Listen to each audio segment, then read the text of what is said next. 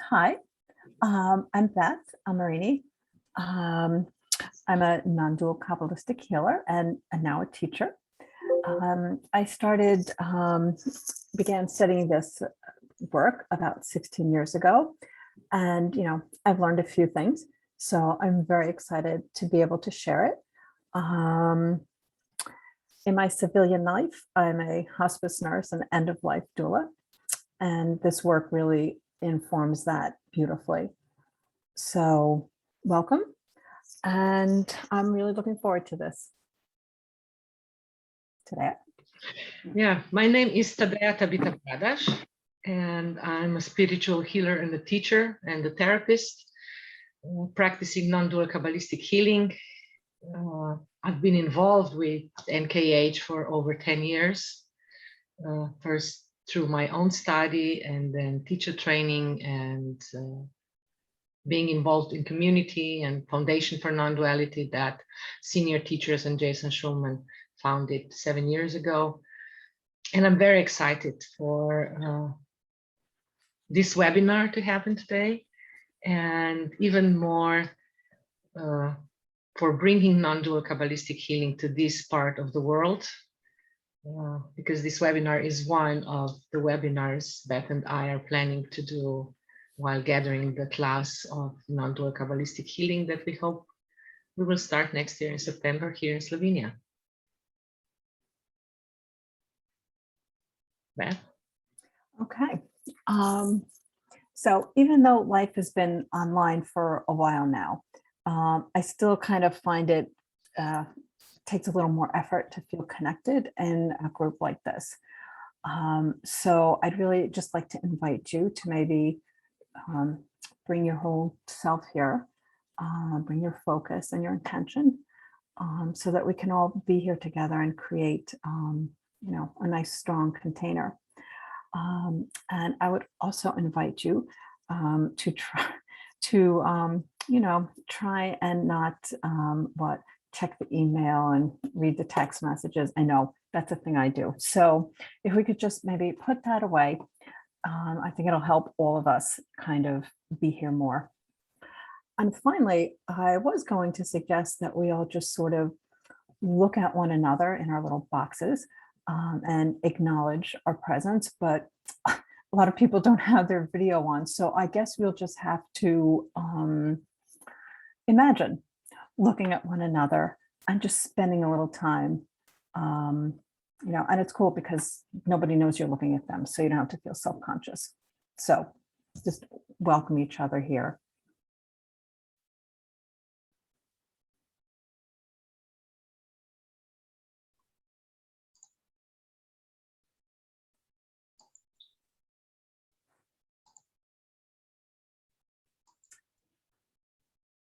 Okay.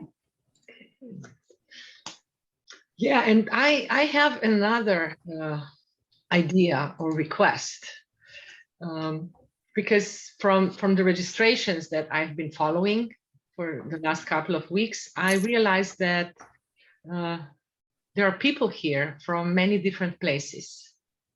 So if you can just, a couple of you or all of you, just one at a time, tell your name and the country you come from, so that we kind of, start to feel how wide open this space is.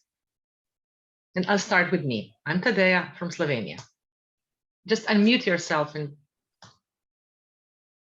I'm Louise from London, UK. Hi. Hi. Hi, Louise.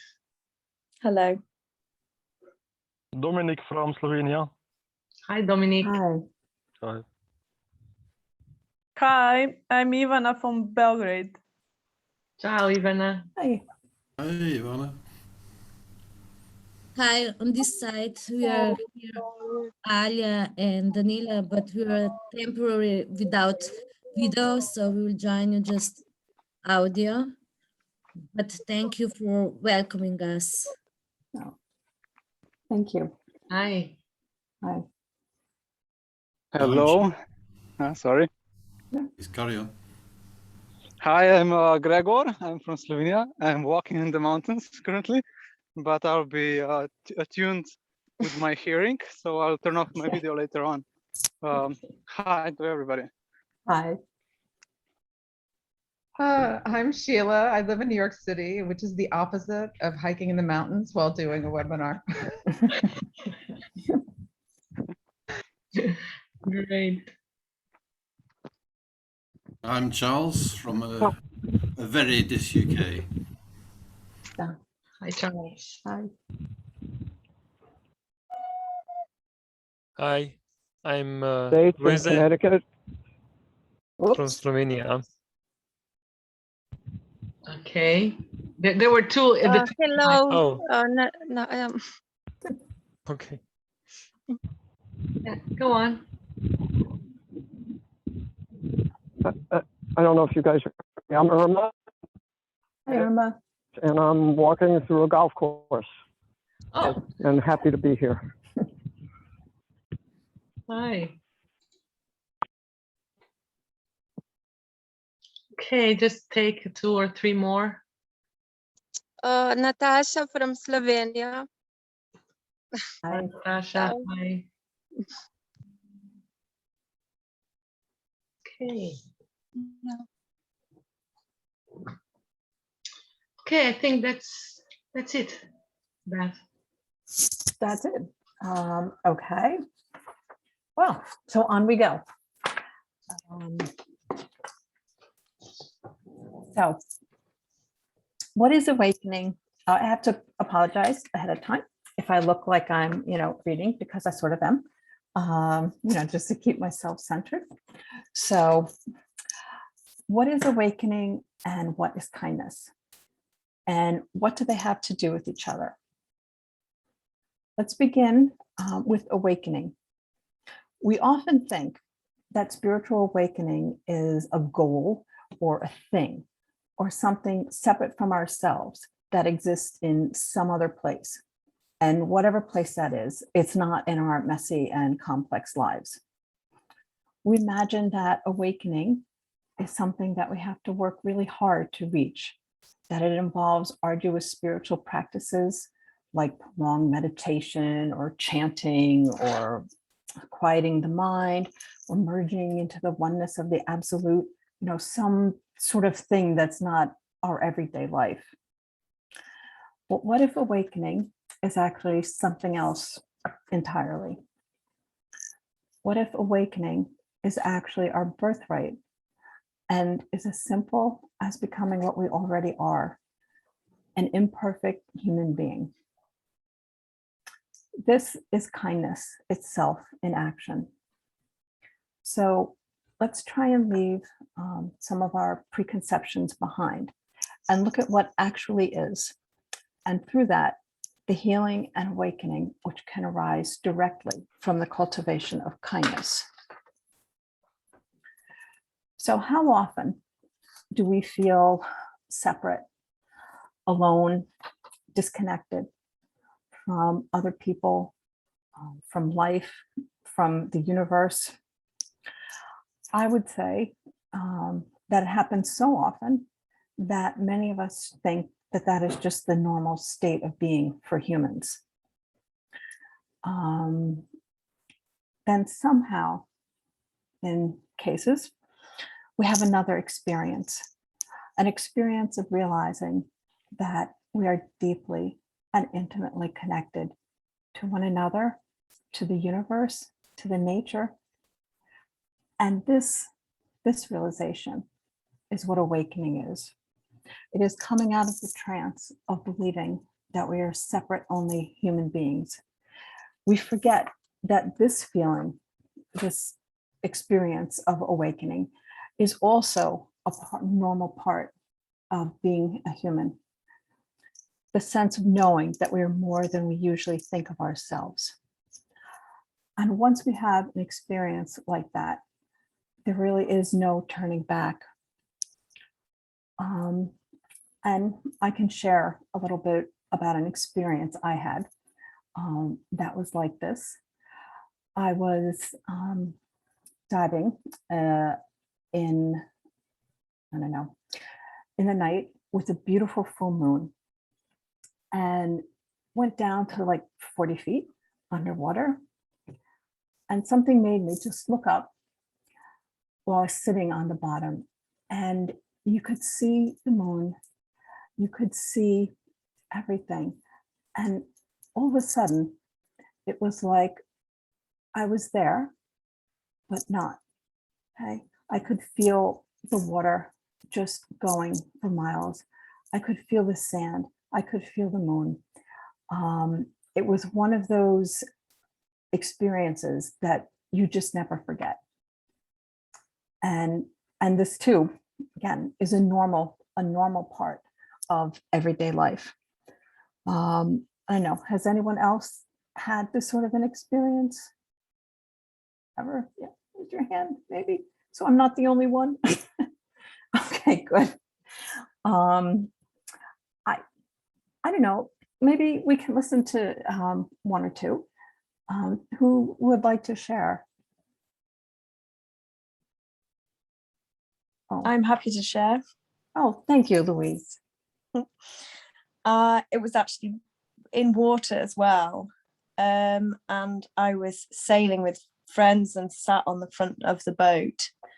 And I think whilst my friends were all drinking at the back, I was just looking out the front, and I saw a turtle swimming, and it just sort of like, it swam alongside the boat and then went down. I had exactly that sort of feeling of feeling incredibly connected.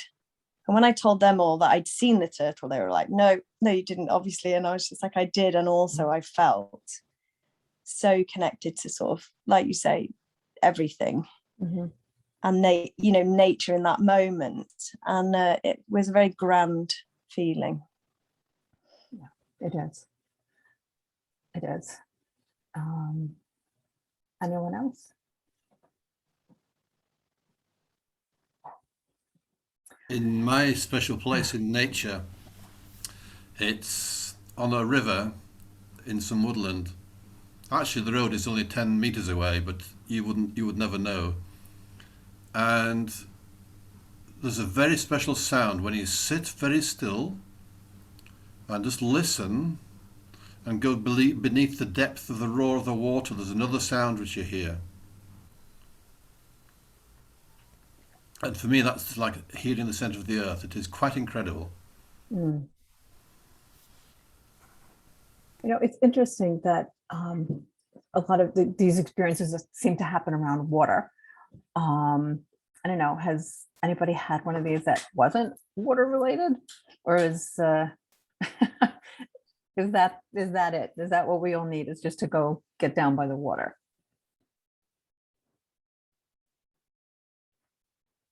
Okay, well, then that's the answer. Oh, Sheila, thank you. I most often have these experiences when outdoors, not necessarily at water. I think it's easier sometimes with water, but I've had it with, especially with trees. It's like a perception suddenly. Everything is very, very crisp. Like every leaf on the tree, the bark, everything feels, it's like there's a sudden shift in perspective where it's like I could swear that everything was alive when I hadn't noticed it before. And it's almost palpable. It is.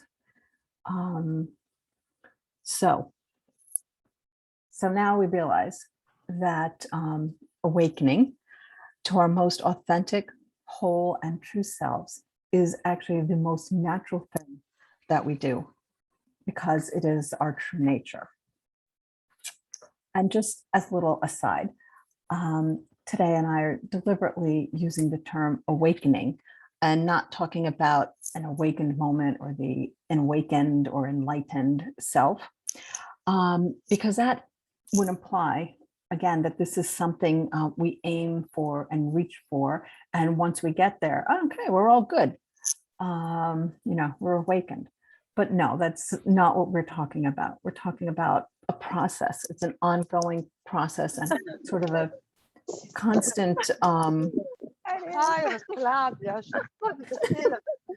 constant, oh,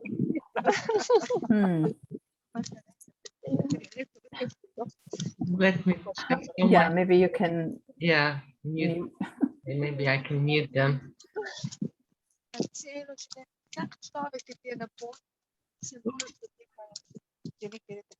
Brina, you have your microphone on. There you go. Could just say that. Okay. So, oh, this is really, okay, there we go. So anyway, an ongoing process where we have these realizations, these awakenings, and then we're asleep to it. It just alternates.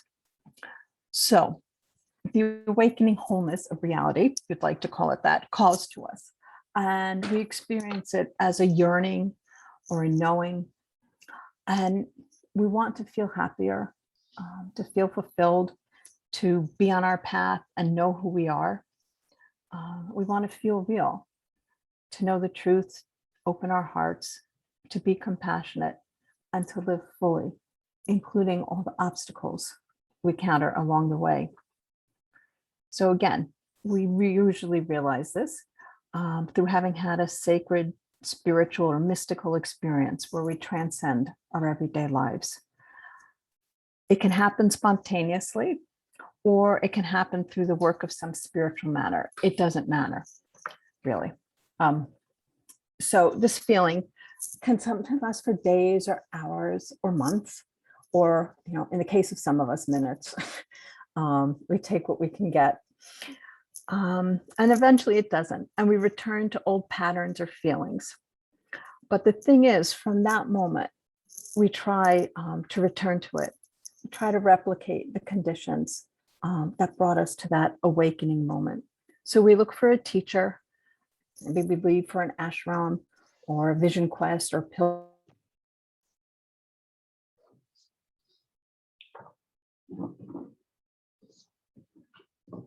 And one of them is, as I said before, that many spiritual traditions teach that awakening will eventually arise through whatever spiritual practice they have to offer.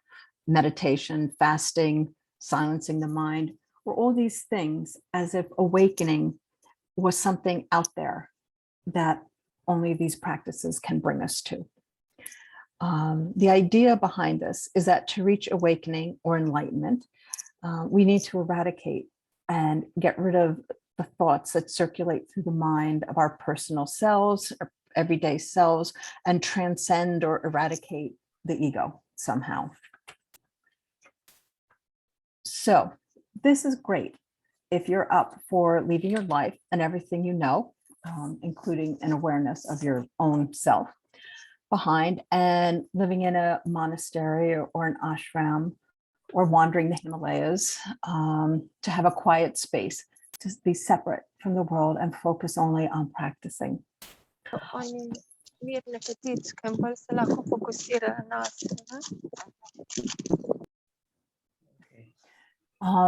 But not everyone can do that or even really wants to. And of course, even if you are in some space apart and experiencing awakening or oneness, you still have to deal with that monk whose chewing drives you crazy during dinner, right? Unless you're a hermit all by yourself. You have to come back. We always have to come back to the world of our everyday lives, or the world actually of duality or two-ness. We can't eternally live in oneness.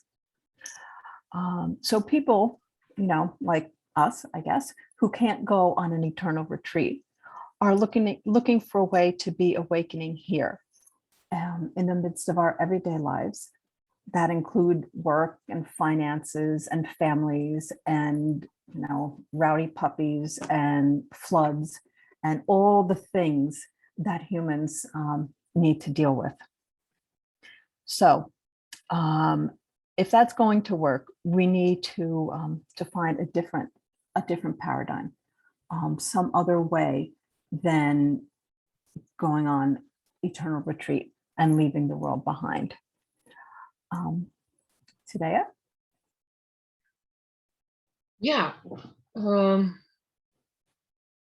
And we all have preconceptions and ideas of how we should be, how it should be, like, you know, we put things in boxes, we sort them, we organize them. And from that limited view, we develop a pattern of relating with ourselves, with others, with the world. And kindness is many times distorted and twisted under excuse of cover up, of politeness, of it's by mistake directed into I don't know, being philanthropic, always giving money away to the needy, volunteering. I'm not saying that these are bad things. We all feel well if we help someone in the need, but that's not kindness, not true kindness. We also have heard of random acts of kindness, like Mother Teresa. She dedicated her life to give others. And there are many more, you know, some we know worldwide, some we know locally. But here we are aiming for becoming who we already are. And that we don't have to access that, you know, I don't have the word for it right now. It got away out of my head, that high level of purification of purified self that is, you know, always giving.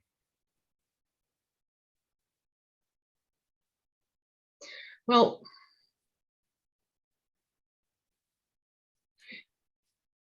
we block and separate ourselves from parts of ourselves in order to live this life thinking that this will keep us safe.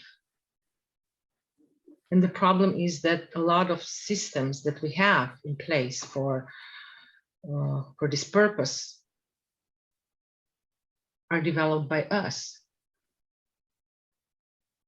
And they were developed when we were quite young and immature, and when we didn't have the information and that we have now. We didn't have this wider view of life that we have now that are adults, and we didn't know differently. And the system around us didn't support us. And then we developed the system that was working at the time, but it's not working anymore. Thing is that a lot of systems that we developed to save ourselves, to keep ourselves safe in the past when we were children, they're not really working anymore. Some of them are even driving us crazy. And let's look at some cycles that we end up in that are results of our belief systems that are repeating again and again and again. You know, for example, we have plans and then suddenly they evaporate before we manage to get to them, before we get to the point of trying to manifest some of those plans. They are just gone. You know, we grasp onto something again and again and again, or we pile things. You know, we pile things, we pile knowledge, we pile friends. One of such things is modern social media, where people are after likes. You know, they have millions of likes, but they're still alone. We create structures. And no matter what we do, we all have circles that bring us back to the same place, back to the same pain. Because our lives are full of these beliefs that are limited and filled with preconceptions of how we should be, how it should feel, and how it should look like.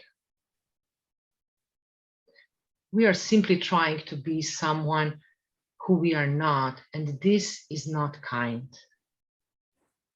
Being who we are is kind, and this is the kindness that Beth and I are going to talk with you today. And I would just like to read you a sentence from Jason's book, the instruction manual for receiving God, from the page 25, that says, being completely human means we act with kindness, not because we have learned it from a book, but because our nature is kind. So let's look now from a bit different perspective, what is kindness? And in order to get there, I would just like to think loudly about some misconceptions that we have about kindness. And you know what? I'm inviting you, if somebody can think about misconception about kindness, just unmute yourself and say it.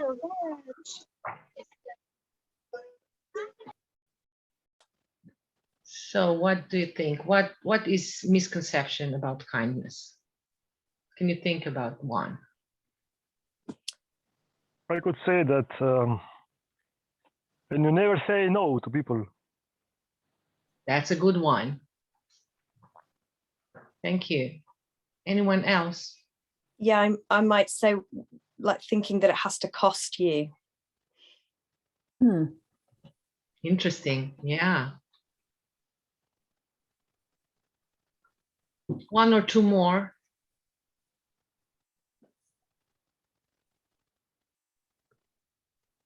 Maybe something to do with needing other people to see your kindness. Mm-hmm. Investing in, yeah, that's also a good one. So yes, also maybe conditional love. Yeah, it would go into that category. Yeah.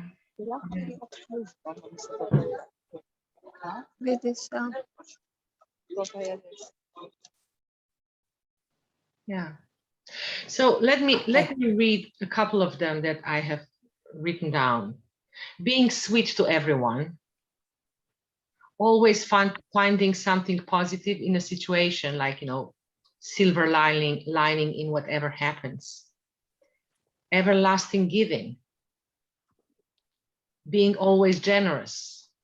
Being always nice. Being always friendly. Are you familiar with some of them? Just raise your hand.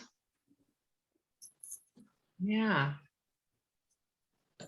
And at certain moments, they actually give us a good feeling that we are kind and that we are a good person. But because it's ongoing and going and going and going and going, we get exhausted. Sometimes we get frustrated. Sometimes we get angry. Did anybody get angry with themselves because they're always kind and friendly and giving? Yeah. So let's look now at what a true kindness means. And I'm again inviting you to just, open your mics and say what you think. What could be a true kindness?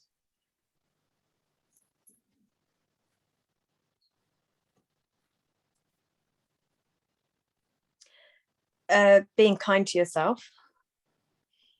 Perfect.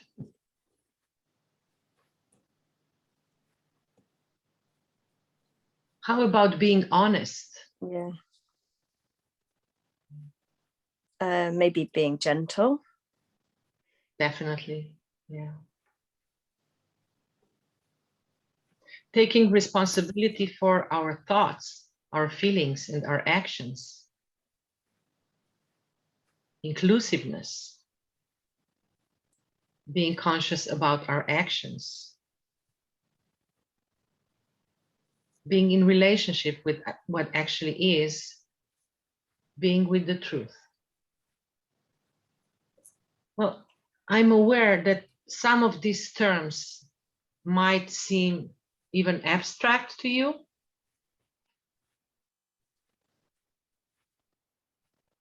And for some of these terms, you might think, well, I'm doing that. I am that. But from non-dual perspective,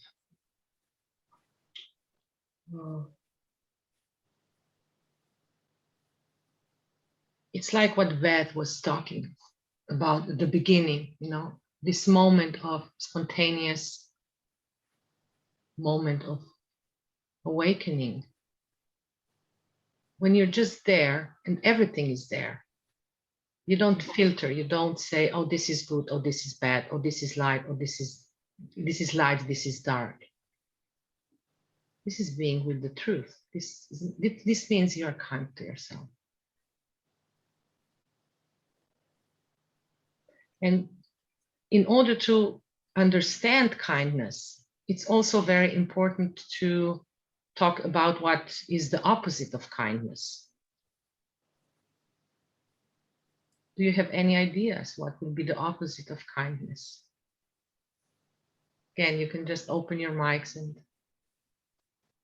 name it. When I don't trust myself.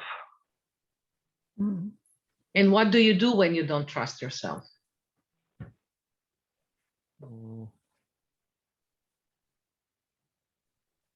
Do you hate yourself because of that? Are you harsh with yourself? I think I'm draining myself out. Draining yourself out, yeah. There's a lot of kind of should and like what's the right thing. Self-judgment. Yeah, or even of others, it's like that's or trying to fix those things rather than kind of be with them. Yes, being overly critical. And then behind that being overly critical is you're very smart about what's the right thing and what you can do and what others should do. Yeah.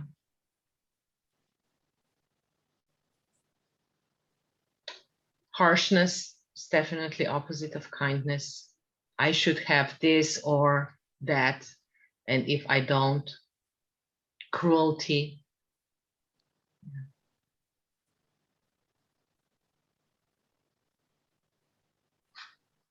Okay.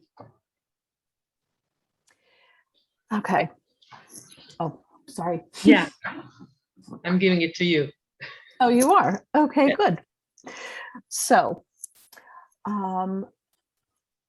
let's explore awakening into the true self from a different way, from the perspective of developing a relationship that goes beyond and includes the personal ego and impersonal oneness.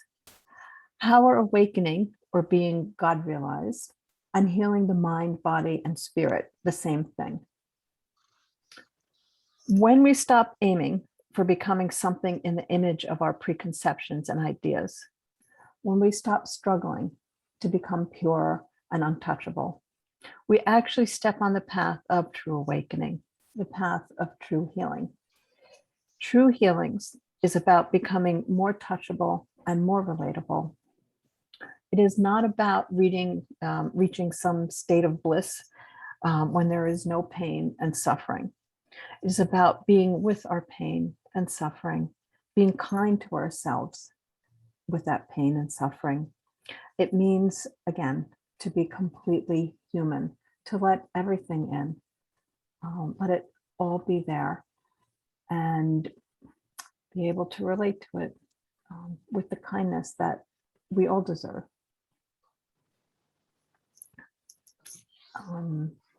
So just a little quick review. some of the misconceptions about awakening, that it's somewhere other than where we are, that it's something we have to work hard at, that it happens once and for all misconceptions. The true reality is that it's an ongoing process and includes openness to the totality of who we are and what life is. It's all inclusive. We can stay right here in the regular world with our family and our work, our hobby, but we change and expand our consciousness and learn to open our hearts. On this path of awakening, we need to build those muscles, physical, mental, emotional, and spiritual, that help us deal with the impermanence of the known and our inability to be in relationship with the mysteries of life and death. Awakening. Now, this is another passage from Jason's book, Instruction Manual for Receiving God. And I believe it's page 21. Awakening is the birthright of every created being. To know God is our destiny. Or, you know, if God is not appealing to you, you can substitute whatever, the universe, creation. But what would it feel like if you realize that from the very beginning, we were designed to look for, to find, and to receive God, that you were designed to awaken to reality? How would it feel to know that this would definitely happen in your lifetime because you were made to accomplish this very thing? So I think those are beautiful and important words.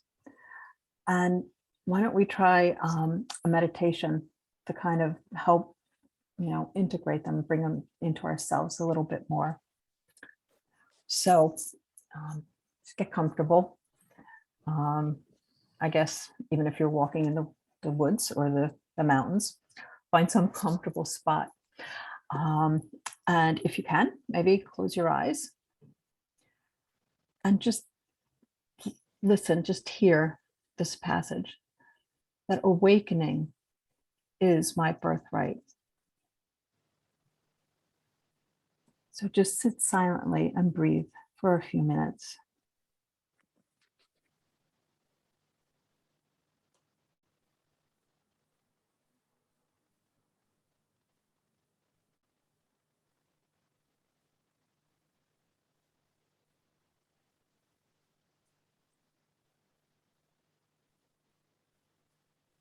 Now, say this to yourself silently. Awakening is my birthright. It is the birthright of every created being. To know God, to know the wholeness of reality, is my destiny.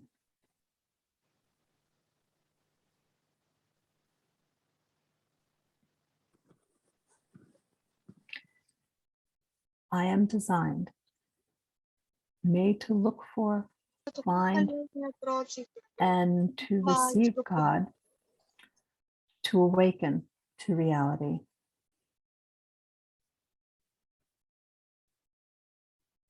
Now, just for this moment, I'm going to allow this in, to take it as being true. It is true.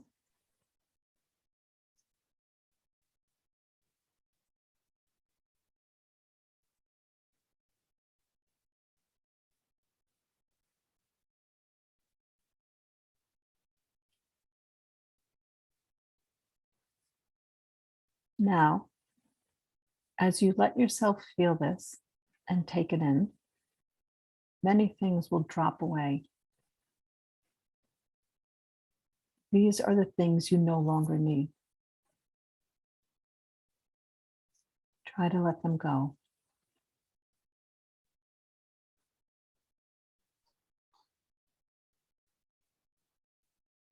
Be with what is left. Because what is left is the answer you were looking for.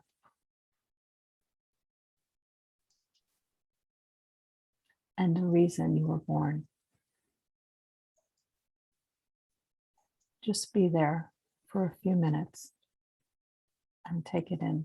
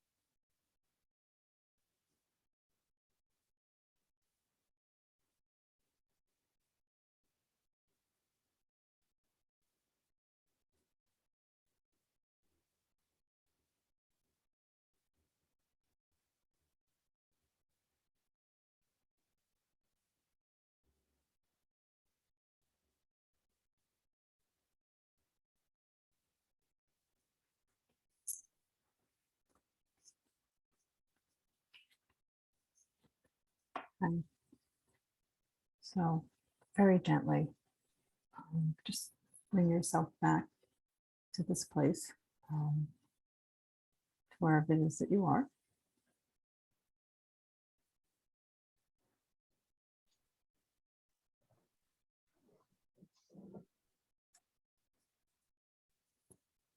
Oh, okay. So, would anyone like to share about what that was like or what came up for them?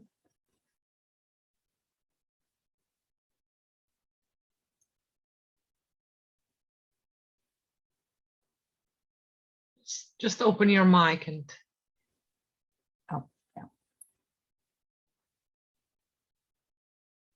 So I struggled because I started getting anxious because I wasn't feeling what I thought I should be feeling. And then I got tripped up and I couldn't settle. Oh.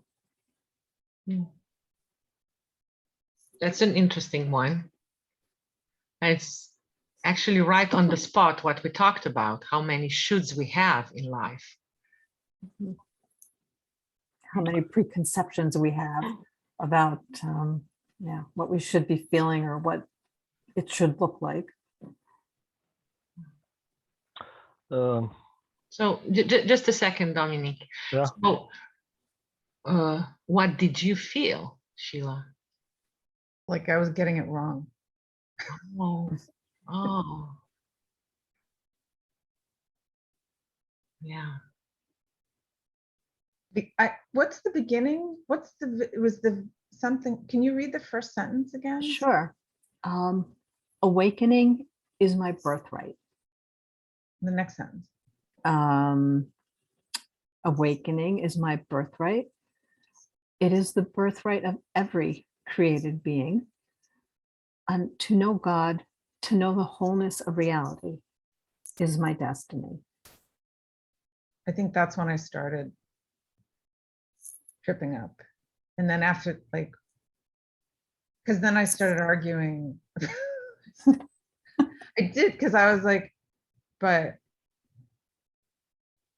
then I started thinking about the definitions of, different equivalences of God, to know God. And then I just kind of went on a tangent. Yeah.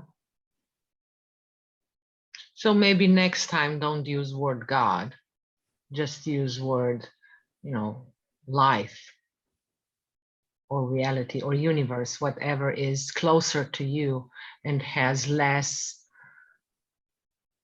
pain and judgments and ideas. Yeah.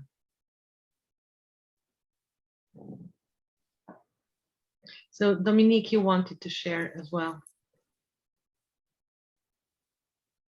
Yes. In the beginning, first the feeling came.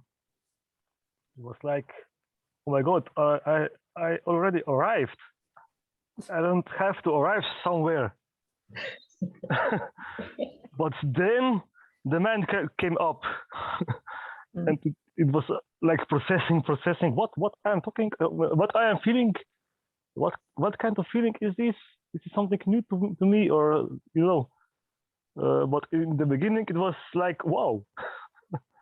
And after that, you know, I quickly lost this feeling, and the man was more there, like more than this feeling. So It's like this. It's interesting, Dominic, and everybody, how difficult it is to be in a state where we feel good. Mm-hmm. Does anybody has problem with that? You know, how quickly we leave this room of feeling good and, you know, start mess with the things that make us feel, oh, I shouldn't do this, I shouldn't do that. It's just something to remember, to know that we are so used to have harshness and critics and all these shoulds in our life that part of us maybe doesn't really, you know, believe that it can be good and easy and beautiful, but it can.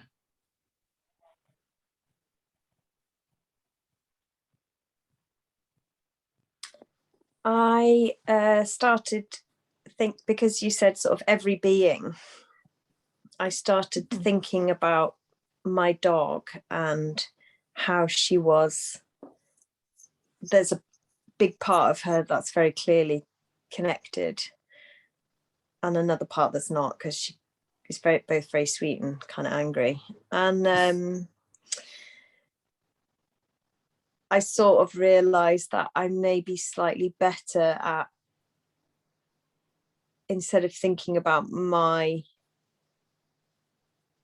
self being connected, I'm quite quick to start thinking, you know, in this scenario, you're like, oh, how we're awakened. Like, I'm quickly thinking about, oh yeah, there's someone else. I mean, in this case, it's my dog, but someone else is connected like that, or someone else is connected like this. But this moment was a little bit, you know, perhaps there was the idea we could be focused on ourselves, but my instinct is to sort of slightly not do that. Yeah.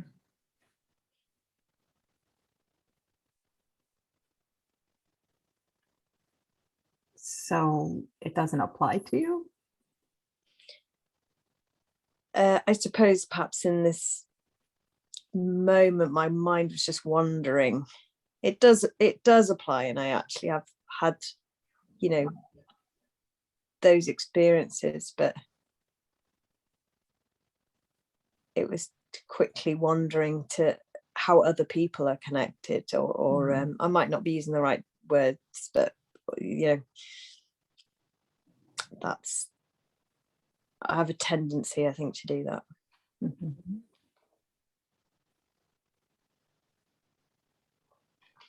Well, it's good to know how we operate in the world, and it's important for us from time to time to make a pause, to stop and to do a meditation like this, so we can, you know, allow the voices that are speaking to us and showing us some elements of how we live our lives.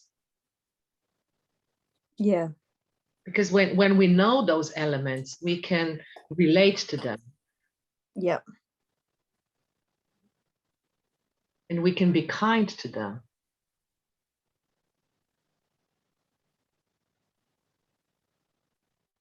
Like Beth is kind to her dog Lucy, although she's all over the place. Isn't that so, Beth? Yes. Yes. Yeah. Anyone else? Yep. I could share my experience as well. Well, when we started with the word awakening, I immediately saw that I couldn't find myself in that. So I saw that awakening might not be what I'm looking for. And then the word clarity came into my mind and said, okay, clarity, yeah. I have a birthright. Clarity is my birthright. And then all of a sudden, you know, I saw myself meditating in order to gain that clarity. Like I have to reach it, you know, I have to struggle for it to create that clarity within me, you know. Clarity means for me to be free, you know, to perceive the whole universe and not be strained in any kind of way in my being, my mind. So yeah, that was a very positive experience to see that clarity is my birthright. Yeah. And then there's all the other stuff can fall away. I don't need to have it. And what do you mean by other stuff? Preoccupation in my mind about how I should do something, what am I supposed to do, and then other people, you know, in relationships, what I should have done, what I should have communicated, should have done something differently, and then other stuff like business, you know, taxes, all that stuff. I have a whole conglomerate of to do, you know, in my head, and how I should do it, and what I didn't do, and what I should have done better, or whatever, you know, or in the future, how am I going to solve that? Wow. And clarity is preventing me from being peaceful with myself and even going into a task, you know. Yeah. Yeah, I mean, you definitely named a long list. Must be very tough. Huh? Yeah, that's why I meditate twice a day. Yeah. It's like my medicine. Yeah. Although I would think about, you know, why you switched from awakening to clarity, you know. Maybe, you know, find a healer or someone you can talk to, maybe, you know, Beth or me, because that would be interesting to investigate, to look into, you know. Yeah, like a project. A science project. No, it's just, you know, a working of, because, you know, clarity can be a good thing. But then what do you do when the clarity doesn't come? Well, I don't know if it's my birthright.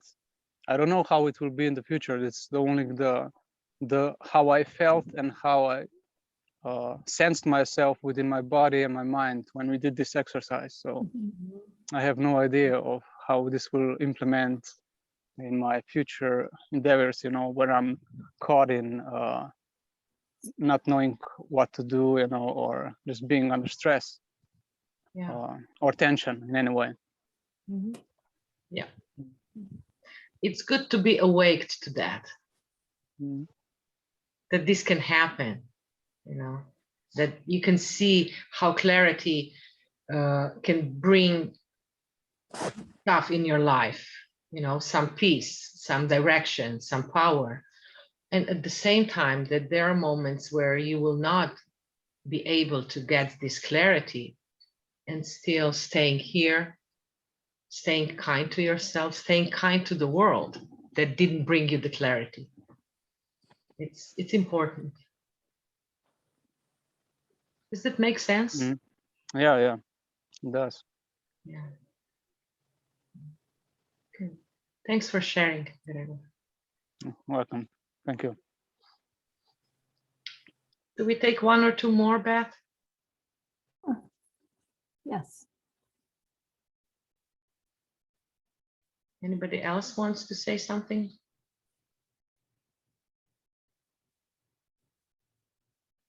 Brina? Oh, I'm open. I didn't see it. Yeah, I just felt like really deeply despair.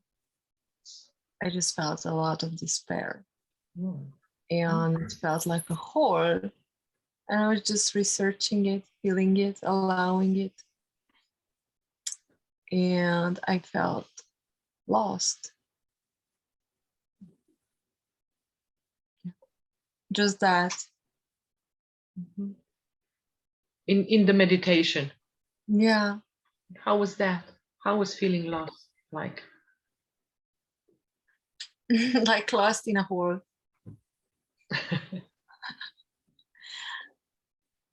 I was just like experiencing myself in this moment with a lot of thoughts mingling, like, and then I just went into my heart and I just grabbed the first feeling that was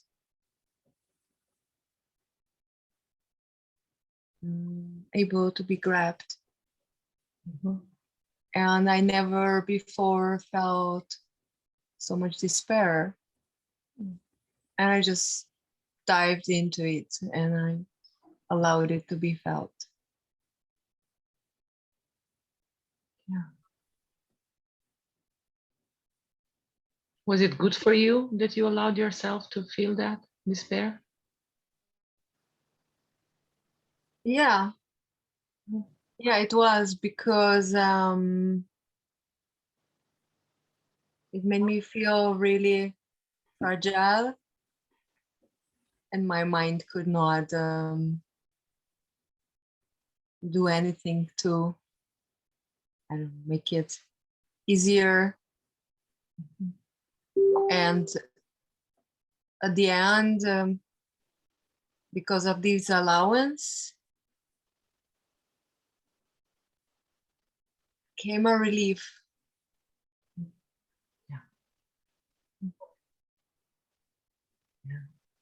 It feels like that when you talk about it, that it was good to stay with what was there, with no judgments, just it's here.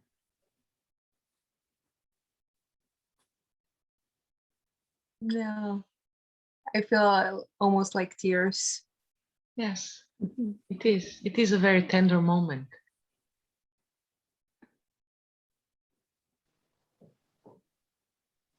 Okay.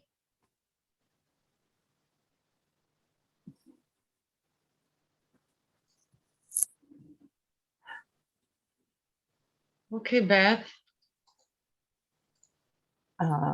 Okay. I think we said what we wanted to say, huh? I think we did. Oh my God. And we said we are going to talk for 2 hours. Jesus, we have to prepare more. Oh. I guess so. Yeah. Although we have some more things to share with you. It's just, you know, a little out of the theme. You know. We would just, you know, if there is nothing more you would like to share or add to today's theme, awakening through kindness, we would like to dedicate this space as much as you need it and as much as we are able to, you know, still give it to you. I mean, it's still, it's the first time Beth and I are doing something in pair, you know. So it's rather a new experience for us, and I love it.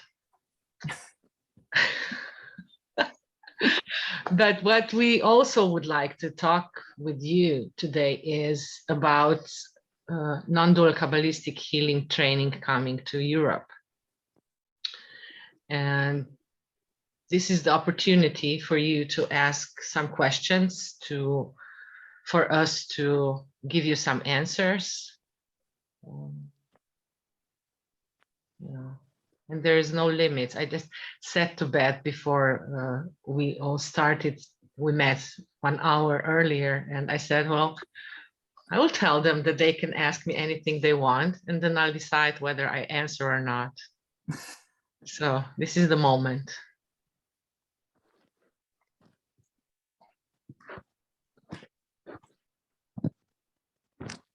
Who is thinking about starting non-dual Kabbalistic healing training here in Europe? Just raise your hand if you're one of the person. Because I know a couple of you have been in contact with me that, yeah. Who doesn't know yet that they would like that, but are intrigued? Yeah. Okay. We have 1, 2, 3, 4. Yeah, good. Good. So do you have any questions? Like where it's going to be, how this is, How it works. how it What works? it's all about. Yeah.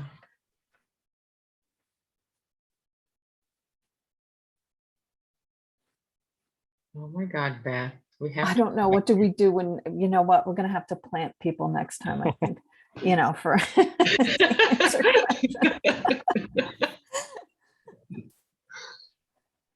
Dominic, you unmuted yourself. You have a question? Please. Am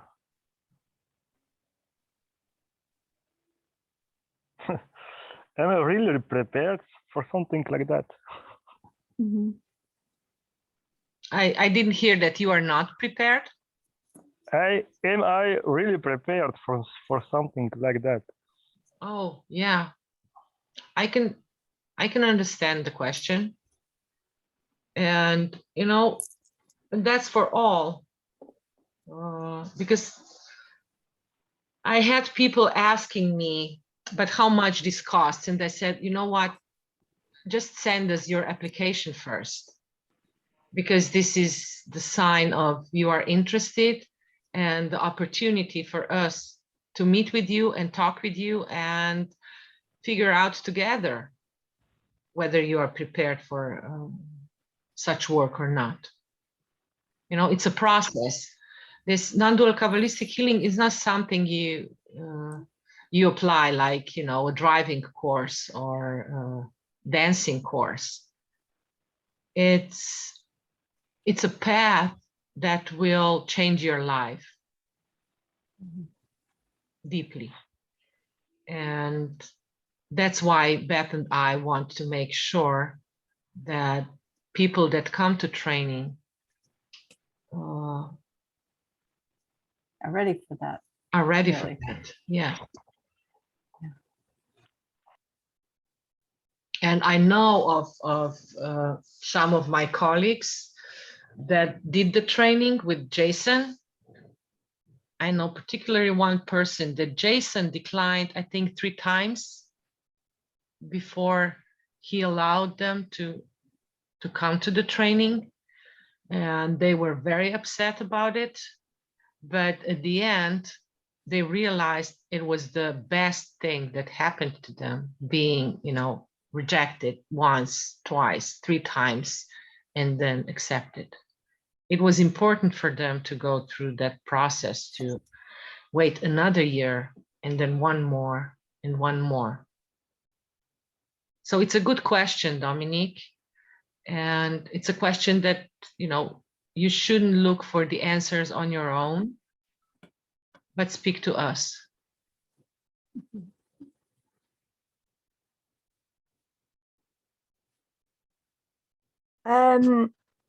Is it to do with training to be a healer exclusively, or is it as much part of a journey?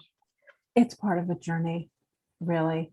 I mean, if you want to end up being a healer afterwards, then you're well prepared for that. But if it's something, if you just, I don't even want to say just, but if you're a spiritual seeker or someone who's looking for a different way to relate, it's a beautiful training. And just, even if you don't become a healer, it's still a useful thing in your life. I use it, the principles a lot in my own work, my job. And I also use them, you know, when I was raising my kids, it really kind of put things in a whole different perspective. So it was useful for that. And just your own personal growth, because you're really look at a lot of things in a different way, and it really kind of jolts things a little bit. So it's excellent for that. Well, I'm a teacher and I teach adults, and I come in contact with lots of people, and I have a bit of a reputation for being a bit of a toughie, but I'm I know that when you connect with people, it's really, really important. You're really inputting into their lives, especially when people are trying to learn something. And I think it would be a nice. I'm always looking at the way I teach, even though it's very practical what I teach. So I think it's like you're saying with your children or that sort of thing, it informs you maybe. Yes. Yes. And how much time and work is involved? So it's typically, well, not typically, it is a 4-year process. Just worry about the first year if you look too far ahead. And it is 4 weekends a year. The first year, there's 3-day weekends. And then the next 2 years, it's 4 days. But again, only 4 times a year. And it's not as though you're getting, tons of homework or anything like that. I mean, life is your homework, really. So I will say that the days that you're in class are pretty intense, just because there's so many new ways to see things and so much to kind of unpack. But it's not, I don't know, onerous. If that's something that would, scare you off. Yeah, may I add something, Beth? It's, it's not the training about getting to understand things in your mind. Like, I have to learn ideas and principles. I have to learn steps and all this. It's more like a training of a transmission that affects each and every cell of your body, all your bodies, not just physical. And it's like Beth said, there's literally, I don't remember we got any homework in 4 years.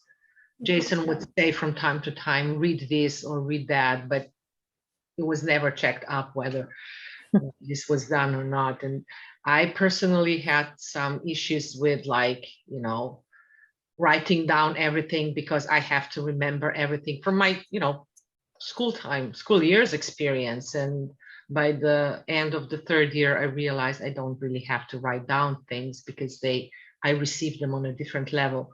But the time, like Beth says, during the class can be very intense. And, in between classes, things will start to happen. So it's important that you have support, and you will have support from Beth and me, and we will have assistance with Beth. You will have support from them, and you will find your own helpers on this path. You will have classmates. There are really, really tight connections between classmates that are developing during this training. And is it all going to be in person? We are aiming for that. We are aiming for doing it in person. Of course, if another huge pandemic wave happens and everything locks down, which I believe cannot really happen again in the same extension that happened a year and a half ago. But if that happens, then we will deal with that when it happens. But the aim is to have it in person. Mhm. Yeah. And where will that be? Sorry, you might have said that already. Yeah, it will be in Slovenia, the coastal area of Slovenia. We picked that, well, the one reason is because I'm from here, so it's easier to organize everything. And the second is that coastal area of Slovenia is also quite well connected with the airports in Italy.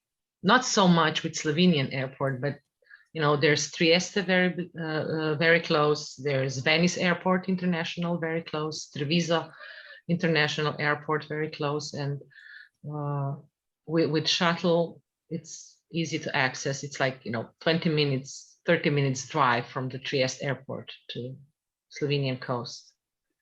Mhm. A little longer from Venice, but because we also aim internationally, we're looking for, you know, the area there. And it's a beautiful, and Slovenian coast is beautiful. Not only because I'm from here, it really is. Yeah.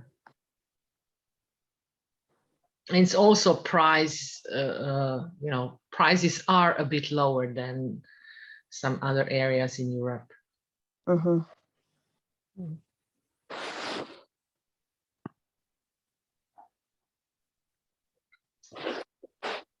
Thank you for all the questions, Liz. Oh, that's right. They're all very practical, I can tell as I'm asking. No, Well, that's okay. important. It's important, you know. That's important.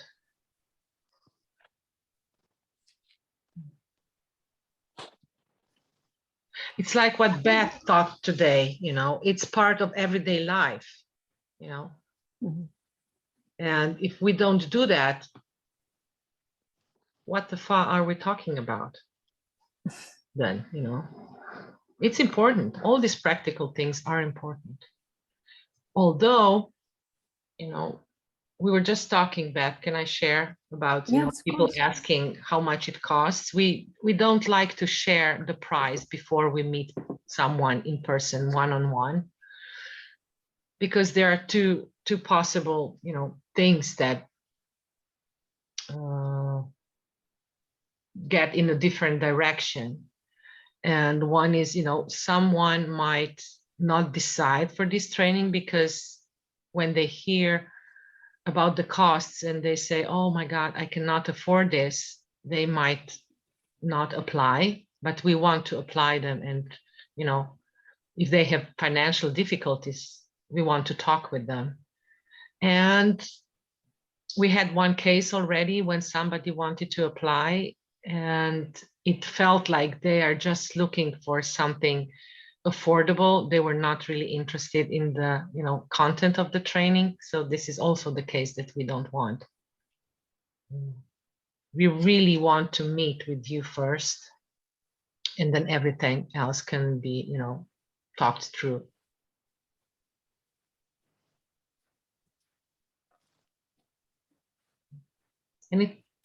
Anybody else has question or thoughts? Dominique?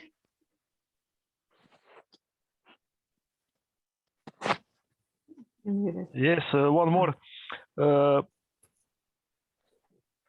Do you have some questions that we should ask for myself? That I should ask myself for when I'm thinking about this, or am I thinking about to apply to this? You know, do you have some questions prepared? You mean the questions that we will ask you, or the questions that Yes, you maybe should that ask? I should ask myself Yeah.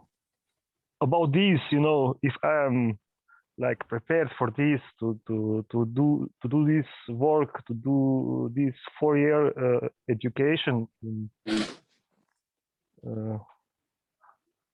You know, I don't know, I don't have the idea I try to visualize what is it about, and I don't get this picture, you know, and maybe I could get the picture if I ask myself some questions about this, or I don't know, in this direction.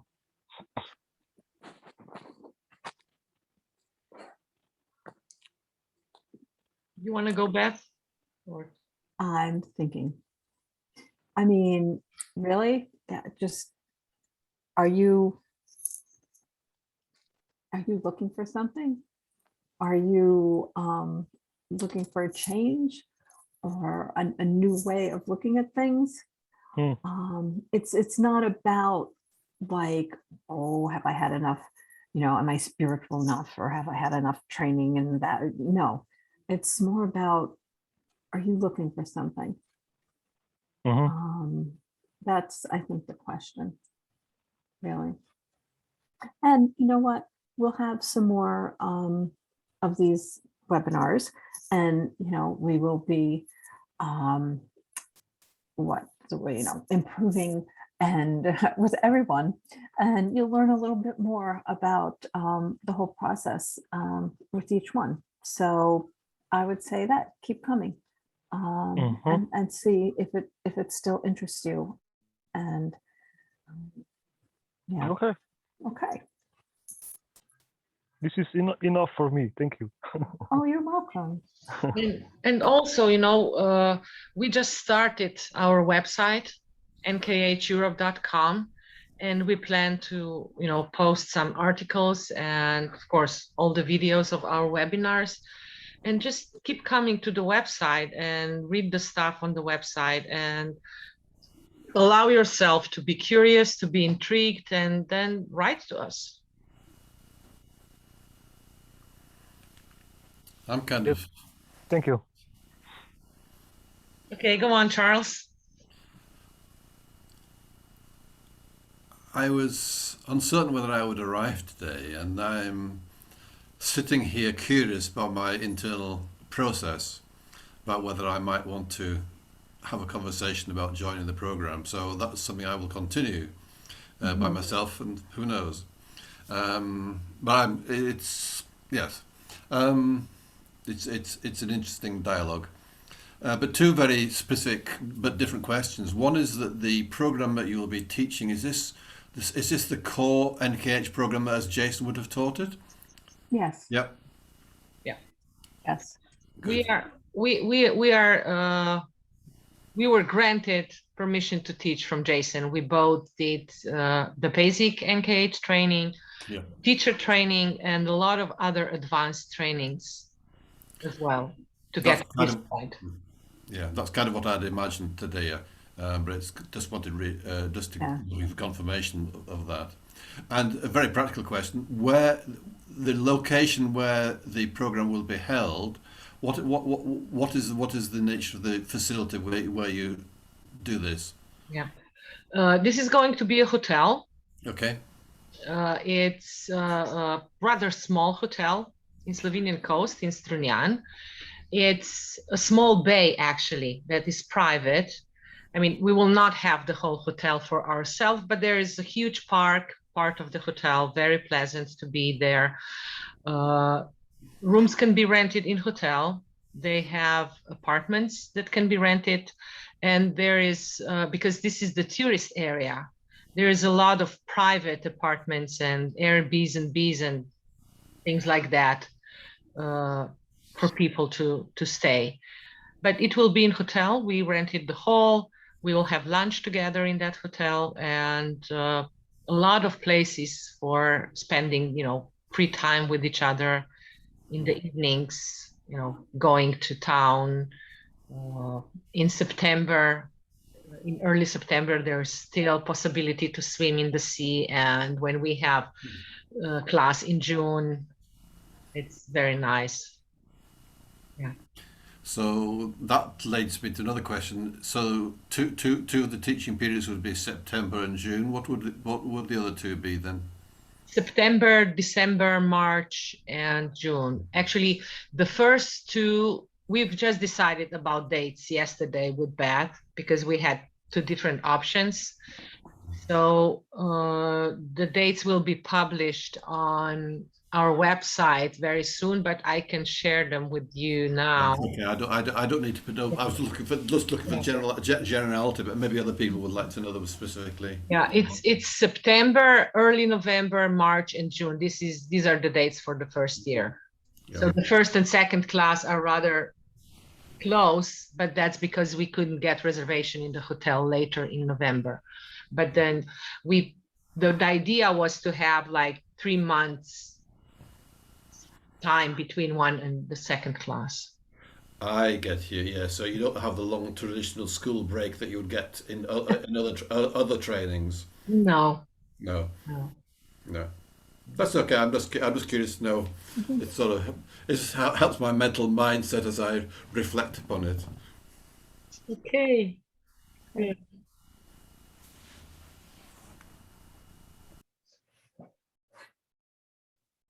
Okay. Any other questions?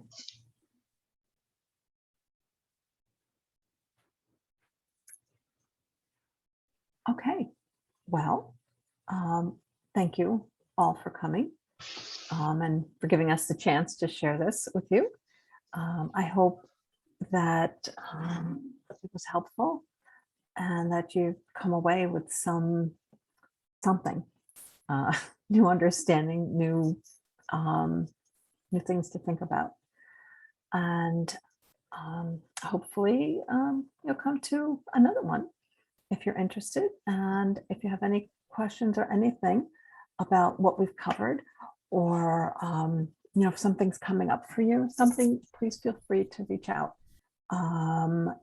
You can reach Tadeja or I at, Beth at nkheurope.com or Tadeja at that same address. And we will get back to you as soon as possible.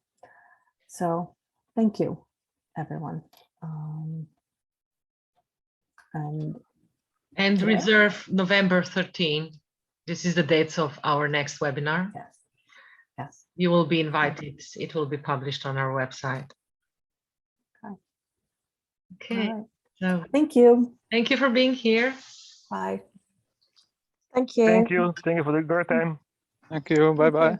Bye-bye. Bye-bye. Thank you. Bye-bye. Bye. Yeah. Bye. Thank you. Beth, Bye. stay online when everyone's Yes, gone. I will.